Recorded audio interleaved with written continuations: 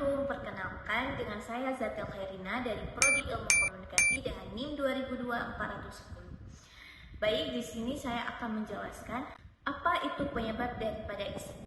Apa itu penyebab daripada isu? Nah, buat kalian yang ingin tahu, langsung saja nonton videonya sampai habis ya. Oke, langsung saja.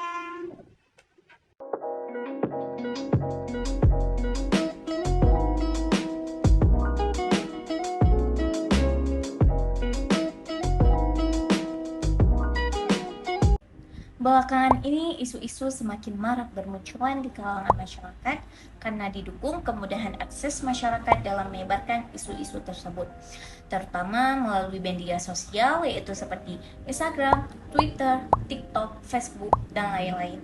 Nah, mulai dari isu politik, pendidikan, ekonomi, sosial, kesehatan, dan lain-lain. Sebelumnya kita perlu mengetahui apa itu isu.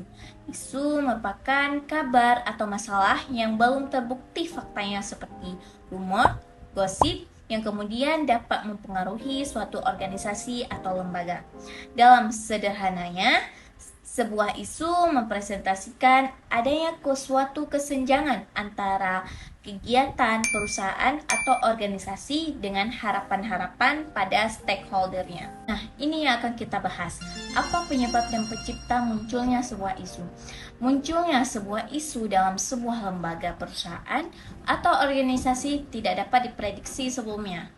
Munculnya sebuah isu dapat disebabkan oleh beberapa faktor, yaitu adanya ketidakpuasan sekelompok masyarakat, terjadinya peristiwa dramatis, terjadinya perubahan sosial, dan kurang optimalnya kekuatan pemimpin. Munculnya sebuah isu juga dikarenakan adanya kelompok pencipta isu. Ia tidak hanya terjadi dengan dirinya sendiri.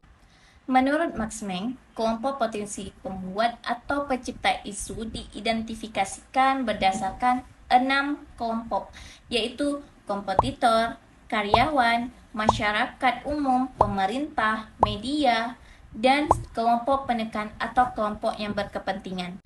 Contoh yang pernah terjadi di Indonesia, salah satu contoh isu yang pernah beredar pada beberapa minggu silam terkait beredarnya postingan viral salah satu media sosial, yaitu sosok Mario yang menganiaya seorang laki-laki bernama David sampai cedera parah, di mana Mario menganiaya seorang laki-laki gara-gara Emosi dari pacarnya yaitu Wow.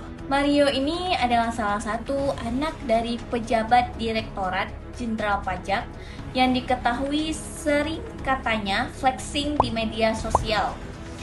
Dalam postingan tersebut disebutkan bahwa sebanyak 10 kali David dipaksa untuk menemui para pelaku dengan dalih Agnes, yaitu pacar Mario dan Dee, yang juga mantan David, akan mengembalikan kartu pelajarnya. Selain itu, disebutkan juga David sempat meminta kartu pelajar untuk dikirimkan melalui ojek online, tetapi ditolak oleh Agnes. David juga sempat meminta kartu pelajar dititip di security kompleks, namun juga kembali ditolak. Terlihat juga ada ancaman akan memanggil Brimob jika David enggan menemuinya. Tak hanya itu, dalam postingan juga disebutkan bahwa David sempat menerima ancaman penembakan. wah, mengerikan sekali bukan?